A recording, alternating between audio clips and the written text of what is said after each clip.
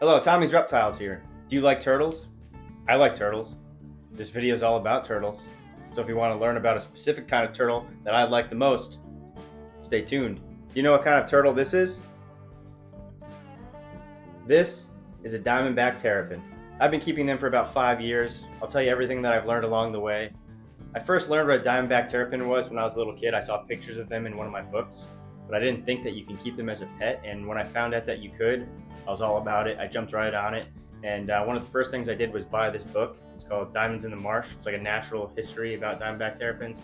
It tells you some good information about them. So I recommend reading as much as you can before getting one of these guys. They're really like up front and in your face, always begging for food.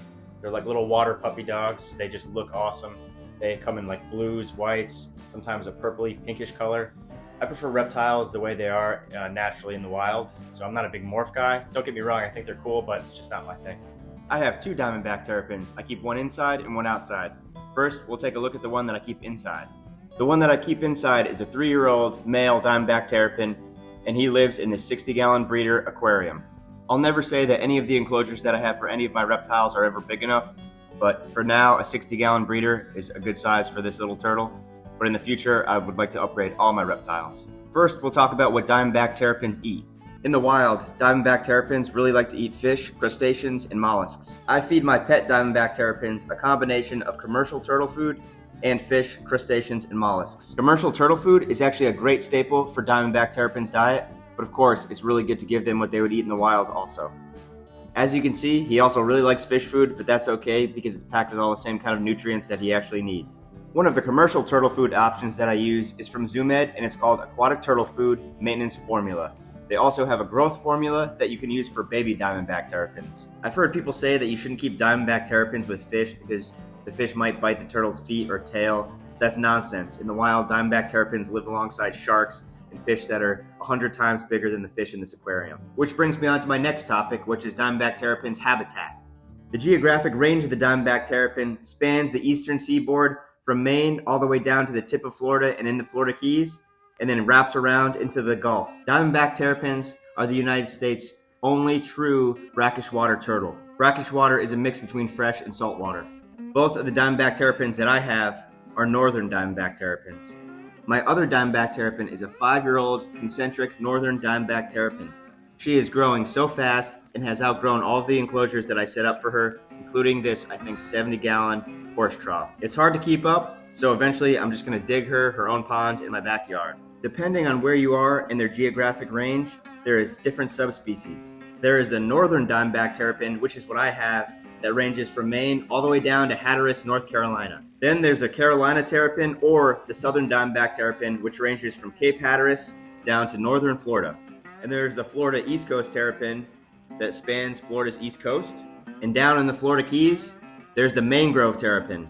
And from the Florida Bay to the Florida Panhandle, there's the ornate Diamondback Terrapin. From the Florida Panhandle to western Louisiana is the Mississippi Diamondback Terrapin, also known as the Biloxi Terrapin or the Gulf Terrapin. And last but not least, from western Louisiana to western Texas is the Texas Diamondback Terrapin. Here you can see that I'm trying to clean my turtle shell with a paper towel.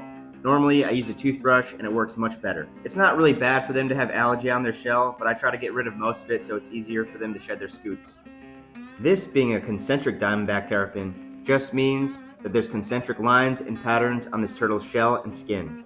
My other northern Diamondback Terrapin doesn't really have any of these lines that this concentric has. He just has spots. Since I live in Florida, I actually have to keep these turtles separated from each other.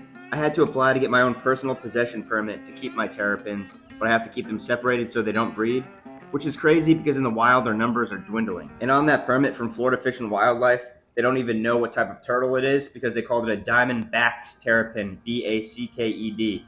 It's a Diamondback Terrapin. Not allowing captive breeders to breed Diamondback Terrapins is actually a really bad thing because poachers are still going to take them out of the wild, they're still going to get caught in crab traps, their numbers are going to continue to drop, and we can't do anything about it. Other states, like New Jersey, have awesome programs where captive breeders breed Diamondback Terrapins, raise up hatchlings till they're strong and healthy enough to survive in the wild, and then they do mass releases so their numbers are going up. Captive breeders have the potential to save an entire species from extinction. Hopefully one day they change the laws down here so captive breeders can help Diamondback Terrapins' numbers go back up to where they're supposed to be. As you can see, this Diamondback Terrapin is a great eater, and both my Diamondback Terrapins always swim up to me, and it looks like they're begging for food, and I'm pretty sure that's what they're doing. While she continues to eat, let's talk about the differences between males and females. Males normally don't get any bigger than 5.5 inches, and that's from the bottom to the top of the shell, and females get up to about 9 inches. I've read in a few places that they lay anywhere from about 8 to 12 eggs, but I'm pretty sure the number can be a little higher than that. On average, it usually takes around 60 days for the eggs to hatch, but it can take a little longer or shorter depending on the temperature.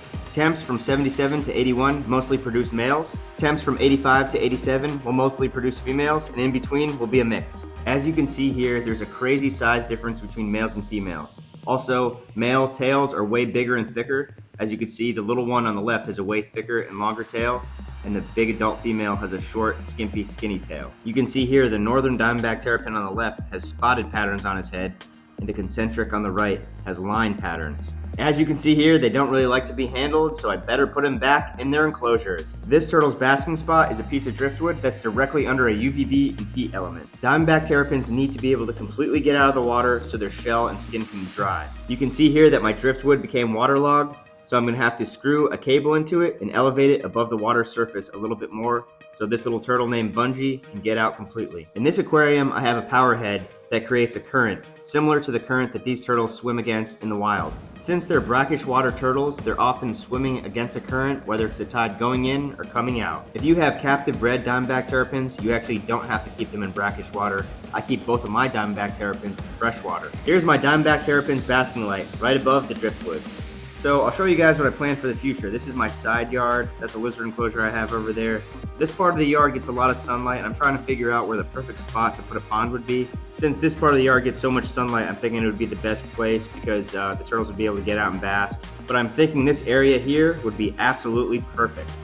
I really hope that you enjoyed this video, and thank you for watching Tommy's Reptiles.